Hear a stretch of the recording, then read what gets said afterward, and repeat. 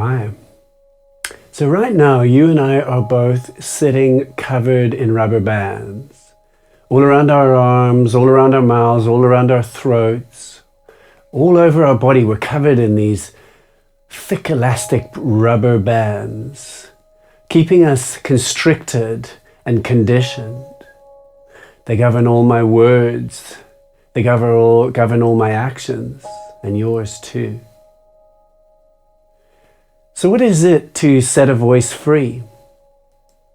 What is it to decondition and rewild a voice? I'm going to tell you. But before we go any further, how about you just head down to the little subscribe thing down there and click it, and it'll go ka-chang chang, and then we can be friends on YouTube. Okay, so we are covered in rubber bands of conditioning. And so the thing is even when we were tiny, before we had words, as we began to learn them, essentially in those words, we learnt our culture and we learned how to be.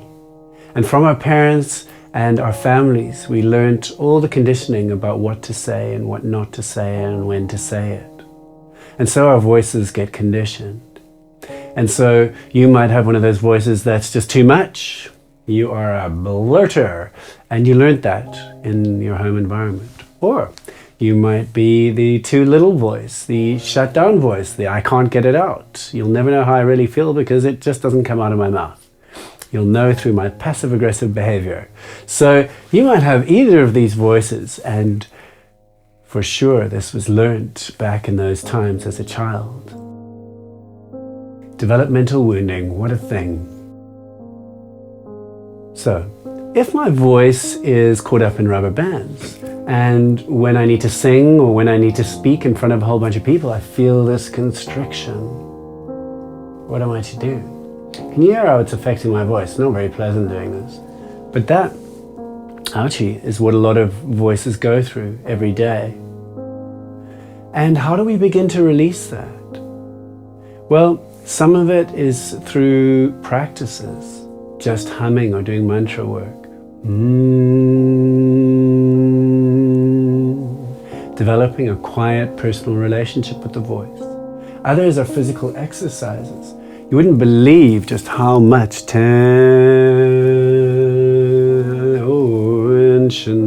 tension lies just in the musculature of the neck as you move it. And so there are many different ways to release a voice. Another huge aspect is to go back and really investigate what happened to our voice when we were small and where all of those patterns came from, so we can begin to then do the work of dismantling them. And then one can do pretty deep work using EMDR with a psychologist, or tapping, or a number of different techniques for releasing core vocal wounds. Because, like with everything, it's important to honor how and where we are, but we can also transform. And voices change. Voices can grow in power and love and confidence and fluidity, and learn to flow. So many processes to release. I speak in another episode about doing humming practice. I just really suggest that as a great way to start the day. I start that way every day. Now, another thing about getting out of constriction and out of the old patterns with a voice is to do what I call get out of the TV. So what that means is you're watching me like a TV, and you might have given over your attention or your power into the TV of me. So in other words, you're watching the TV and you've lost your critical faculties, or rather lost your grounding. It may be that you're experiencing it in the opposite way, where you're sitting back and kind of evaluating, and you're sort of up in your head, mental noting. But the idea is to sit in balance, so that on the one hand, you can connect with me and really open up. On the other hand, you're not in my space or in my face or out of yourself.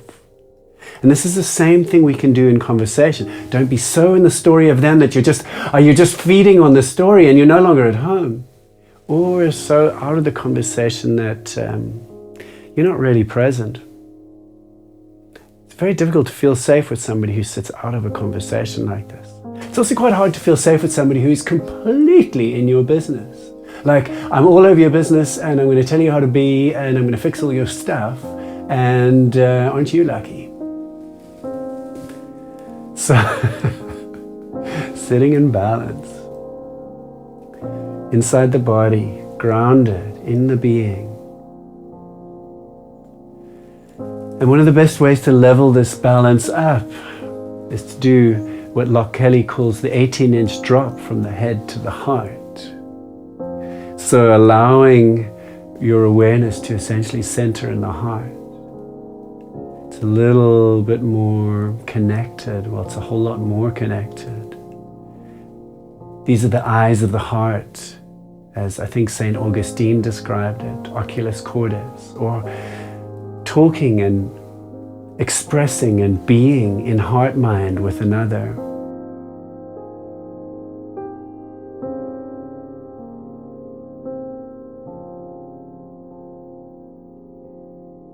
So hanging out in heart-mind with another, very difficult to do if you're in there or up there, but it's a little easier to do here, grounded in the body, settled in the heart.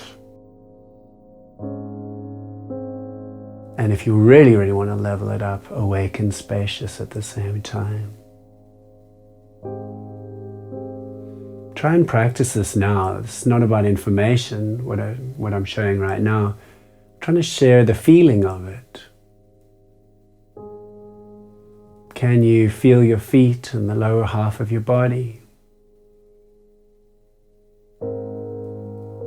Can you drop your awareness that it's centered primarily in the heart?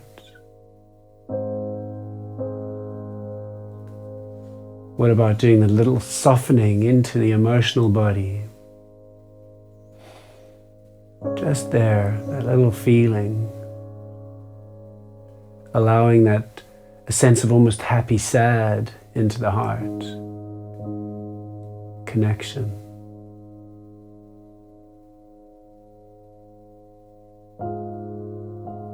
How does this feel? Did it work for you?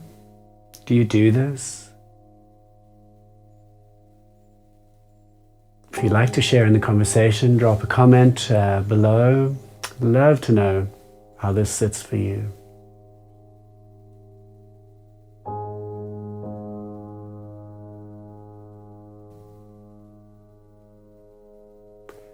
Now we're just hanging out without really a purpose.